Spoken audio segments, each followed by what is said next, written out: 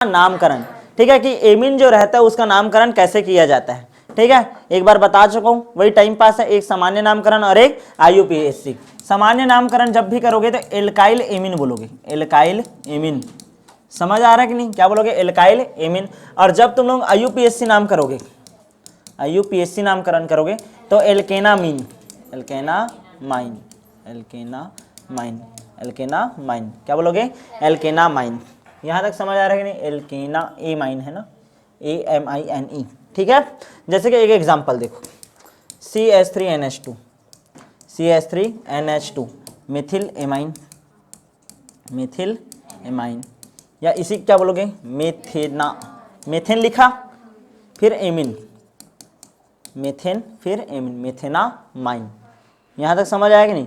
Methane लिखते तो ई आता लास्ट में, फिर ए आता तो ई को हटा देते, मेथेनामाइन, क्या हो गया, मेथेनामाइन। दूसरा देखो CH3 CH2 NH2 एथेनामाइन, क्या होगा, एथेनामाइन। और एथिल एमिन, क्या बोलोगे, एथिल एमिन। और क्या है देखो तो CH3 CH CH3 और ये देखो NH2 है ना। अब कई लोगों का दिमाग ये चलेगा, भैया ये द्वितीयक वाले से जाकर जुड़ा है तो द्वितीयक एमीन होगा। बेवकूफ़ छाप, मैं नाइट्रोजन के हिसाब से बोला हूँ, नाइट्रोजन से कितना एल्किल समूह जुड़ा है उसके आधार पर होता है ये प्राथमिक है कि द्वितीयक है। तो ये भी क्या है, प्राथमिक एमीन ही है, क्या है, प्राथमिक एमीन है। समझ आ रहा है कि नहीं, NH2 है ना ये देखो, तो ये भी क्या है, प्राथमिक एमीन। तो इसका नाम क्या हो जाएगा, देखो आइसो पोजीशन पर जुड़ा है, कितना ठोका है, 3, तो आइसोप्रोपिल एमीन, क्या बोलोगे, आइसोप्रोपिल एमीन, आइसोप्रोपिल एमीन। लेकिन जब तुम लोग क्या करोगे, इसका नामकरण करोगे आईयूपीएसी में, किसमें करोगे, आईयूपीएसी में, तो देखो पहला कार्बन, दूसरा कार्बन, तीसरा, ठीक है ना, तो प्रोप क्या लिखोगे, प्रोप, 3 ठो को क्या लिखते हैं, प्रोप, प्रोप कौन सा पोजीशन पर है, दूसरा, 2 एमाइन, प्रोप 2 एमाइन, क्या बोलोगे, प्रोप 2 एमाइन। समझ आ रहा है कि नहीं, प्रोप 2 एमाइन, यहां तक समझ आया। अच्छा एक और कंडीशन देखो तो, ऐसा है कहानी, ठीक है, एक मिनट ना, आ रहा है कि नहीं, नामकरण एक सामान्य विधि और एक क्या है तुम्हारा आईयूपीएसी। एक देखो CH3NH2, ये NH2 है, CH3 है, ठीक है, और ये है आपका क्या, CH2 CH3 यानी C2H5 है ये। तो देखो ये मेथिल और ये है एथिल, तो एथिल मेथिल एमीन है ना, ये NH होगा ना, एथिल मेथिल एमीन है, एथिल मेथिल एमीन है। यहाँ तक समझ आ रहा है कि नहीं, ये एथिल है जी, ये मेथिल है और ये क्या है, एमीन, एथिल मेथिल एमीन, सामान्य नामकरण। लेकिन जब बात करूंगा किसमें, आईयूपीएसी में, किसमें, आईयूपीएसी में, तो देखो ये नाइट्रोजन है ना, इस नाइट्रोजन से ये मेथिल जुड़ा है, एन मेथिल। पहले तो आईयूपीएसी में कैसे लिखोगे, एन, ये एन, फिर एक को लिखोगे मेथिल, क्या लिखोगे, मेथिल, फिर ये क्या है, एथेन है तो एथेनामाइन, एथेनामाइन। आया कि नहीं समझ में। ऐसा 2 ठोक अलग अलग रहेगा ना, तो जो छोटा समूह रहता है ना उसको एल्किल रूप में लिखते हैं, एन करके, एन एल्किल, फिर एल्केनामाइन ऐसे करके। तो देखो एन मेथिल, एन मेथिल एथेनामाइन, क्या बोलोगे, एथेनामाइन। यहाँ तक समझ आया, एन एल्किल एथेनामाइन। किसी को कोई दिक्कत है क्या, नहीं, चलो आगे बढ़े क्या। अच्छा नेक्स्ट देखो तो CH3NH, देखो ये N है, ये CH3 और ये क्या है, CH3, क्या है, CH3, सब जगह CH3 है ना, तो तुम लोग डायरेक्ट जान सकते हो, ट्राई मेथिल एमीन बोलते हैं, क्या बोलते हैं इसको, ट्राई मेथिल एमीन। अब यहाँ पास देखो ये N के साथ मेथिल है, फिर N के साथ क्या है, मेथिल, तो इसको क्या लिख सकते हैं, NN डाईमेथिल, NN डाईमेथिल। अब एक ठोक बचा ना, मेथेनामाइन, क्या बोलोगे, मेथेनामाइन, अभी बताया था रे, मेथेनामाइन। क्लियर है, यानी जो भी रहेगा एक ठोक सिंगल बचाना एक आर ग्रुप को, जो कैसा रहेगा, बड़ा रहेगा, ये तीनों में बराबर है, ठीक है। मान लो यहाँ पर C2H5 रहता तो क्या बोलते हैं, एथेनामाइन, क्या बोलते हैं, एथेनामाइन। और देखे क्या एग्जाम्पल देखे, नेक्स्ट देखो तुम लोग बताना, ठीक है। देखो कैसे बोल रहे हैं, देखो C2H5N, C2H5 और ये फिर कैसा है देखो CH2 CH2 CH2 CH2 CH2 CH3। ठीक है, अब ध्यान से देखो, इसका जब नामकरण करोगे तो इसको कैसे बोलोगे। ठीक है, कौन सा नामकरण करना है हम लोग को, ध्यान से सुनो, कौन सा वाला नामकरण करना है, सामान्य नामकरण। ठीक है ना, तो देखो सामान्य नामकरण करोगे सबसे पहले तो डाई एथिल, कितना ठोके 1 2 3 4, 4 को बोलते हैं butyl, die ethyl butyl, butyl, फिर क्या लिखते हो एमीन, ब्यूटिल एमीन, ये हो गया सामान्य। लेकिन जब IUPAC नामकरण करोगे तो क्या बोलोगे, एन एन, 2 बार बोलोगे, ये 2 ठोक जुड़े हैं तो जी, N N die ethyl, di ethyl, कितना ठोका 1 2 3 4, 4 को बोलते हैं ब्यूटेन, ब्यूटेनामाइन, ब्यूटेनामाइन। आया समझ में अब कैसे करते हैं, क्लियर है, आगे बढ़े क्या और देखो तो। अच्छा, एक चीज याद रखना, कभी भी जैसे ऐसा बनाओगे ना नामकरण तो उसमें लगातार ऐसा डबल बॉन्ड आ जाए, मान लो क्या आ जाए डबल बॉन्ड, NH2 CH2 फिर CH है फिर डबल बॉन्ड CH2, तो देखो यहाँ पास कितना कार्बन है इसको गिनो, 1 कार्बन 2 कार्बन 3 कार्बन, 3 कार्बन को बोलते हैं प्रोप। अब यहाँ पास देखो दूसरा पोजीशन पर, कैसे बताऊँ, प्रोप 2 देखना ना, ये ध्यान देना, ये पहला है और ये दूसरा है, ये तीसरा है और ये चौथा, सॉरी ये 3 है ना, पहला देखो नामकरण, चलो इधर ही बता दूँ क्या, NH2 है फिर CH2 है फिर CH है फिर डबल बॉन्ड है फिर क्या है CH2, इसका नामकरण करना है। इसका नामकरण करना है तो देखो जहाँ पास से क्रियात्मक समूह जुड़ा है सबसे पहले तो नंबरिंग उधर से करना है, ये पहला नंबर, दूसरा नंबर और ये तीसरा नंबर। अब इसका नामकरण करना है तो पहले तो इसका नाम लिखोगे एल्केन का प्रोप, दूसरा पोजीशन पर इन लगा है प्रोप 2 इन, और पहले पोजीशन पर एमिन है तो प्रोप 2 इन 1 एमिन, क्या बोलोगे प्रोप 2 इन 1 एमिन। आया कि नहीं समझ में। नामकरण करते हैं तो कैसे करते हैं, पहले वरीयता देते हैं ना, नंबरिंग किधर से करना है, तो नंबरिंग उधर से करना है जिधर क्या हो क्रियात्मक समूह जुड़ा हुआ हो। ठीक है ना, NH2 इधर जुड़ा है, ठीक है, तो नंबरिंग करें 1 2 3, पहला नंबर का कार्बन, दूसरा नंबर और तीसरा नंबर। दूसरा नंबर के कार्बन में क्या जुड़ा हुआ है, इन, डबल बॉन्ड है तो इन लिखते हैं उसको, सिंगल बॉन्ड को एन, डबल बॉन्ड को इन। ठीक है ना, तो प्रोप 2 इन 1 इमिन।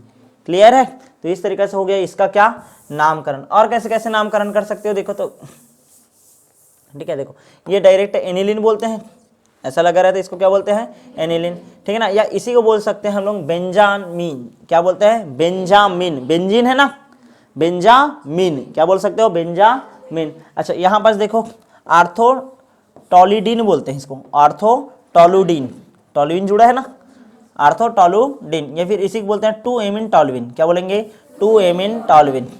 क्लियर है ना, ये यहाँ पास इसके हिसाब से इसने को टॉलविन बोल रहे हैं, ये पहला पोजीशन और ये दूसरा, तो 2 एमिन टॉलविन ऐसा भी बोलते हैं कई लोग। क्लियर है। अच्छा यहाँ पास देखो ना N N dimethyl, N N dimethyl, फिर क्या बोलोगे इसको एनिलिन, क्या बोल सकते हो एनिलिन, या फिर एन एन डाईमेथिल बेंजेनामाइन, क्या बोलते हैं बेंजेनामाइन। ट्राई करना, 1-2 बार देखोगे तुमको समझ आ जाएगा। वैसे नामकरण वगैरह पूछता नहीं है, ये नामकरण इस कारण सिखाया जाता है क्योंकि पूरा जब तुम लोग ऑर्गेनिक केमिस्ट्री अभिनिर्माण विधि सीखोगे, रासायनिक गुण सीखोगे, तो तुम लोग बताओगे कैसे कि इसका अभिक्रिया जब इसके साथ कराया जाता है, सूत्रक थोड़ी लिखोगे भाई, तुमको बताना पड़ेगा ना कि हाँ N N die ethyl amine है, इसका अभिक्रिया इसके साथ हुआ, समझ आ रहा है ना, तो ये उत्पाद प्राप्त हुआ, तो तुमको उत्पाद का नाम याद होना चाहिए, अभिकारक का नाम याद होना चाहिए, समझ रहे हो, इस कारण नामकरण सिखाया जाता है। और नामकरण यदि सीख गए तब तुम अच्छे से उसको वर्ड दे पाओगे। क्लियर है ना, जैसे सिर्फ और सिर्फ स्ट्रक्चर रटने से कुछ नहीं होगा, स्ट्रक्चर को रट लिए और वही को क्वेश्चन के फॉर्म में एकदम से वर्ड लिख कर दे दिए है, बहुत लोग बना नहीं पाए। अच्छा एक चीज़ बता रहा हूँ, SSM में अभी पेपर हुआ, जितना क्वेश्चन लिखवाया था जी पूरा छप कर आ गया, ऑर्गेनिक पूरा आया है, पूरा आया है, जितना बोला था ना, जितना नाम रिएक्शन वगैरह इसको याद करना, इसको याद रखना, इसको छोड़ना ही नहीं, पूरा पूरा ऑर्गेनिक केमिस्ट्री उसका आया है।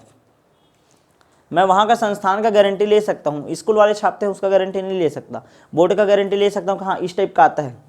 क्या टीचर का अलग रहता है ना, लेकिन इतना याद रखना बोर्ड जो MP था MP है और MP रहेगा, उसके ऊपर काम करता है, उसको मैक्सिमम बच्चे को पास करवाना रहता है, ऐसा रहता है उनका कहानी ना। हाँ टफनेस रहेगा भाई, ऐसा नहीं है टफ नहीं रहेगा, लेकिन वो मात्रा ऐसा रहता है 10% रहता है, 90% हाँ हर बच्चा पास हो जाए, हर बच्चा अच्छे से सॉल्व कर पाए, ऐसा रहता है। तो उसके ऊपर काम करना है, भरोसा रखना सीखो। चलो नेक्स्ट देखते हैं स्ट्रक्चर ऑफ एमीन। एमीन की संरचना, structure of amine, structure of amine, amine की संरचना। सबसे पहले तो हम लोग देखते हैं, एक होता है आपका प्राथमिक एमीन, क्या होता है प्राथमिक एमीन, एक होता है आपका द्वितीयक एमीन, RRNH ऐसे करके जानते हो तुम लोग, और एक होता है आपका क्या तृतीयक एमीन। कौन सा एमीन होता है? तृतीयक एमीन। प्राथमिक, द्वितीयक और तृतीयक, 3 प्रकार का एमीन है। अब सबसे पहले हम लोग बात करते हैं किसका? प्राथमिक एमीन का। प्राथमिक एमीन में संकरण देखना है ना, प्राथमिक एमीन में क्या देखना है? संकरण। संकरण देखना है तो देखो ये R, ये N, 2 हाइड्रोजन बॉन्ड है और एक क्या है? लोन पेयर है। तो सिग्मा बंध की संख्या प्लस लोन पेयर की संख्या, सिग्मा बंध 1 2 3, 3 और 1 4, 4 बोले तो sp3 संकरण। कौन सा संकरण? समझ आ रहा है कि नहीं? अब sp3 संकरण में क्या बनता है? चतुष्फलकी। क्या बनता है? चतुष्फलकी। अभी पूछूंगा और नहीं बता पाओगे ना, झापड़ी झापड़ ठोकूंगा, याद रखना, ठीक है। sp3 संकरण कैसे बनता है सोनिका? चल तो बता कैसे बनता है। वो सब नहीं जानते, स्ट्रक्चर कैसे बनता है।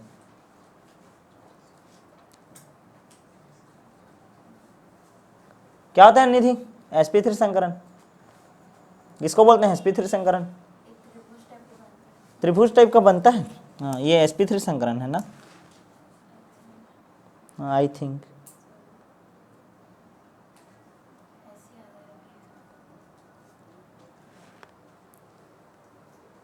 पूछूंगा ना, इतना भी औकात नहीं है तुम लोग का, इतना भी, जितना तुम बात करते हो। एक चीज़ याद रखना, बोलना नहीं चाहता लेकिन बोल रहा हूँ, इतना भी औकात नहीं है, ठीक है। ख़त्म हूँ। चतुष्फलकी, चतुष्फलकी कैसे बनता है? देखो नाइट्रोजन है, एक लोन पेयर इधर, एक हाइड्रोजन हाइड्रोजन हाइड्रोजन, ऐसा वाला रहता था NH3 का स्ट्रक्चर, याद आया, ठीक है। तो ये चतुष्फलकी, इसको ऐसे करते थे, पिरामिडी है बोलते थे। लोन पेयर को ऐसे रखा हूँ, देखो R है N H H है, तो एक साइड R आएगा बस, अरे H H और H ऐसा होगा, क्लियर है। तो ये हो गया आपका क्या? चतुष्फलकी ना होकर इसको क्या बोलोगे? पिरामिडी। आकृति देखोगे क्या बोलोगे? पिरामिडी। यहाँ तक समझ आया? आप यहाँ पास का देखो क्या हो जाएगा? नाइट्रोजन हाइड्रोजन R और ये R, लोन पेयर ऐसा, क्लियर है ना। सेम टू सेम sp3 संकरण, ये भी क्या है? पिरामिडी। क्या है? पिरामिडी। यहाँ पास नाइट्रोजन है, एक लोन पेयर है ऐसे, एक R और ये R, ये भी क्या है? पिरामिडिक। लेकिन एक चीज़ याद रखना, जो R ग्रुप रहता है ना, R ग्रुप, ठीक है, वो क्या होता है? प्लस I प्रभाव दिखाता है, धनात्मक प्रेरणिक प्रभाव। धनात्मक प्रेरणिक प्रभाव मतलब वो क्या करता है? ये जो बंध में आबंधित जो इलेक्ट्रॉन युग्म है वो इसको धक्का देता है। इलेक्ट्रॉन प्रतिकर्षी समूह होता है। इलेक्ट्रॉन क्या होता है? प्रतिकर्षी समूह, इलेक्ट्रॉन को धक्का देता है। तो ये इधर धक्का देगा, और R ग्रुप जो है इसमें 3 ठोक R ग्रुप है, इसमें कितना है? 2 R ग्रुप, और यहाँ पास कितना R ग्रुप है? केवल 1 R ग्रुप। तो ये इलेक्ट्रॉन को जैसे ही इधर धक्का देगा तो यहाँ पास बॉन्ड पेयर का इलेक्ट्रॉन यहाँ पास आ गया, जो बीच में रहता था वो यहाँ इस करीब आ गया। अब यहाँ पास और यहाँ पास में प्रतिकर्षण होगा, सबसे तगड़ा प्रतिकर्षण होगा इनके बीच में। तो ये एकदम से ये जो 3 ठोक है ना, तो उसका दूरी क्या हो जाएगा? और ज़्यादा। समझ आ रहा है नहीं? तो बंध कोण का मान इस वाले में, तृतीयक एमीन में क्या होता है? सबसे ज़्यादा, और सबसे कम किस में होगा? इसमें। अब इसी को देखो, ध्यान से समझना क्या बोल रहा है, ध्यान देना। एलिफेटिक कार्बन नाइट्रोजन का बंध लंबाई होता है 1.47 एंगस्ट्रॉम, और एरोमेटिक में कार्बन नाइट्रोजन का बंध होता है कितना? 1.40 एंगस्ट्रॉम, ठीक है। ये हम लोग पहले तो एलिफेटिक का बात कर रहे हैं। एरोमेटिक वाला कंपाउंड कुछ बनाया हूँ क्या? अभी नहीं। AR लिखा हूँ क्या? नहीं। लेकिन क्या बोल रहा है? एलिफेटिक कार्बन नाइट्रोजन बंध, समझ आ रहा है कि नहीं? ये कार्बन, ये R मतलब क्या है? कार्बन, और ये नाइट्रोजन, इसके बीच में जो बंध लंबाई है वो होता है 1.47 एंगस्ट्रॉम, लंबाई ज़्यादा होता है। लेकिन एरिल ग्रुप आ जाए तो क्या होता है? 1.40 एंगस्ट्रॉम, क्या आ जाता है? क्लियर है ना? अब 1.40 एंगस्ट्रॉम आता है, ऐसा कम क्यों हुआ? ऐसा कम क्यों हुआ? तो ध्यान से देखो भाई, मैं बता ही देता हूँ यही पास। देखो हम लोग जब एरोमेटिक बनाएंगे ना, तो जैसे कि ये बनाया, अरे बेंजीन रिंग है, double bond single bond, double bond single bond, double bond, और ये NH2, और ऐसा लोन पेयर। ये लोन पेयर आ जाएगा कहाँ पास? यहाँ पास आता है, याद आया? और ये फिर इधर जाता है R, फिर यहाँ पास क्या आ जाता है? -4, और यहाँ पास ये बन जाएगा क्या, डबल बॉन्ड वाला कहानी बन जाएगा। समझ आ रहा है कि नहीं। और डबल बॉन्ड ऐसा कितना स्थिति में रहता है, 3 स्थिति में रहता है। डबल बॉन्ड ऐसा 3 स्थिति में रहता था। याद करो जब मैं हेलो एरिन बता रहा था तब बताया था अनुनाद। क्लियर है। तो 3 स्थिति में ऐसा डबल बॉन्ड है, 5 ठोक स्ट्रक्चर बनते हैं, उसमें 3 स्ट्रक्चर है, उसमें क्या है, डबल बॉन्ड है। मतलब ये नाइट्रोजन और ये क्या है, कार्बन। तो डबल बॉन्ड का लंबाई सिंगल बॉन्ड से क्या होता है, हमेशा छोटा। क्या होता है, छोटा। तो इसी कारण 1.47 ना होकर 1.40 होगा। क्या होगा, 1.40। तो इसी को ही लिखा है जी। यहाँ पास देखो क्या बोल रहा है, एरोमेटिक एमीन में अनुनाद के कारण sp2 संकरण होता है। sp2 संकरण पढ़े थे ना, देखो ना जी, नाइट्रोजन था NH2, यहाँ पास डबल बॉन्ड आ गया है और ये ऐसा है ना, तो यहाँ देखो कार्बन है ना, ये देख, ये कार्बन है, कार्बन फिर डबल बॉन्ड है, फिर एक और एक ऐसा है कहानी। समझ आ रहा है कि नहीं। यानी 1 सिग्मा 2 सिग्मा और 3 सिग्मा। 3 सिग्मा मतलब sp2 संकरण। तो इस कार्बन पर कौन सा संकरण है, sp2। तो sp2 संकरण पाया जाता है, ठीक है ना। sp2 संकरण पाया जाता है तो बंध लंबाई का मान क्या हो जाता है, 1.40 अंश। कितना आता है, 1.40। क्लियर है ना। यानी तुमको 2 चीज में कंपेयर करना है, मान लो, ठीक है ना, एक एलिफेटिक का और एरोमेटिक का, दोनों में बंध लंबाई किसका ज्यादा होगा, तो एलिफेटिक का। बंध लंबाई बोल रहा हूँ, ठीक है ना, बंध लंबाई, बंध कोण नहीं बोल रहा हूँ। लेकिन बंध कोण का जैसे ही बारी आएगा तो बंध कोण के में मामले में कौन बढ़ जाएगा, तृतीया के में। कौन बढ़ेगा, तृतीया के में। क्वेश्चन आता है, ठीक है। देखो क्या बोल रहा है, देखो बंध कोण देखो सबसे ज्यादा किसका है, तृतीयक का है। किसका है सबसे ज्यादा, तृतीयक। क्या बोल रहा है, नाइट्रोजन की विद्युत ऋणात्मकता अधिक होने के कारण यह बॉन्ड पेयर इलेक्ट्रॉन को अपनी ओर आकर्षित करता है। सही बात है। ये नाइट्रोजन है, ठीक है, ये बॉन्ड पेयर के इलेक्ट्रॉन है, अपनी ओर क्या करेगा, आकर्षित करे। ये आकर्षित कर रहा है, ठीक है ना, ये आकर्षित अपनी ओर कर रहा है। फोन करके याद करते थे ना, ठीक है। तो फ्लोरीन, ऑक्सीजन, उसके बाद कौन आता है, नाइट्रोजन। तो नाइट्रोजन आकर्षित करता है, सही बात है। लेकिन तुम्हारे पास एक आई समूह वाला हो गया, यानी कि ये अपनी ओर आकर्षित कर रहा है। लेकिन सोचो कितना मजा आएगा कि एक धक्का देने वाला भी हो जाए, जा रे भाई तू करके। समझ आ रहा है कि नहीं। जैसे तुम्हारे स्कूल वाले तुमको बुला रहे हैं कि नहीं पिकनिक में जाना है, तुम्हारा जो भी जाने का मन है, लेकिन घर वाले नहीं बोल, लेकिन घर वाले बोल दे जाओ करके। यानी दोनों साइड से आ गया मजा। मतलब एक बुलाना चाह रहा है और एक भेजना भी चाह रहा है, तो फायदा तो इसी चीज का है ना। तो बॉन्ड पेयर इलेक्ट्रॉन इसके ज्यादा करीब आएगा। सबसे ज्यादा करीब किसके पास आएगा, जिसमें 3 ठोक हो। 3 ठोक प्लस आई प्रभाव। समझ आ रहा है कि नहीं। प्लस आई प्रभाव दिखाने वाले 3 समूह हो गए ना, 3 समूह हो गए। तो तीनों इलेक्ट्रॉन को अपनी ओर से क्या करते हैं, प्रतिकर्षित कर रहे हैं। क्या कर रहे हैं, प्रतिकर्षित कर रहे हैं। तो इसके पास जाएंगे तो वो यहाँ पास। अब देखो इलेक्ट्रॉन जिस जगह में आएंगे इलेक्ट्रॉन घनत्व तो बढ़ जाएगा। अरे एक दूसरे को क्या करेंगे, प्रतिकर्षित करेंगे। तो इसका बीच का जो क्या रहेगा, कोण रहेगा, वो क्या हो जाएगा, बढ़ जाएगा। क्या हो जाएगा, समझ आ रहा है कि नहीं। तो क्या बोल रहा है, देखो नाइट्रोजन की विद्युत ऋणात्मकता अधिक होने के कारण बॉन्ड पेयर इलेक्ट्रॉन को अपनी ओर आकर्षित करता है। सही बात है, इधर अपनी ओर क्या करता है, आकर्षित करता है, तथा इसके मध्य प्रतिकर्षण बढ़ जाता है, जिससे बॉन्ड एंगल का मान भी क्या हो जाता है, बढ़ जाता है। लेकिन इसके साथ साथ एल्किल समूह भी क्या दिखाता है, प्लस आई इफेक्ट। क्या दिखा देता है, प्लस आई इफेक्ट। जैसे ही दिखाएगा तो देखो इलेक्ट्रॉन घनत्व क्या हो जाता है, बढ़ जाता है। यहाँ पर देखो दंदना करके इलेक्ट्रॉन एक ही जगह में आ गया, और इलेक्ट्रॉन आपस में क्या करेंगे, फिर प्रतिकर्षण। क्या करेंगे, प्रतिकर्षण। समझ आया कि नहीं, ये क्लियर है। तो यहाँ पास देखो ये प्राथमिक, द्वितीयक, तृतीयक, ठीक है ना, सॉरी। तो इसमें सबसे ज्यादा बॉन्ड एंगल किसका है, इसका, फिर इसका, और सबसे कम किसका है, नॉर्मली एमीन का। समझ आ रहा है कि नहीं, क्लियर है। अब नेक्स्ट हम लोग जो टॉपिक पढ़ेंगे वो आगे देखते हैं भाई।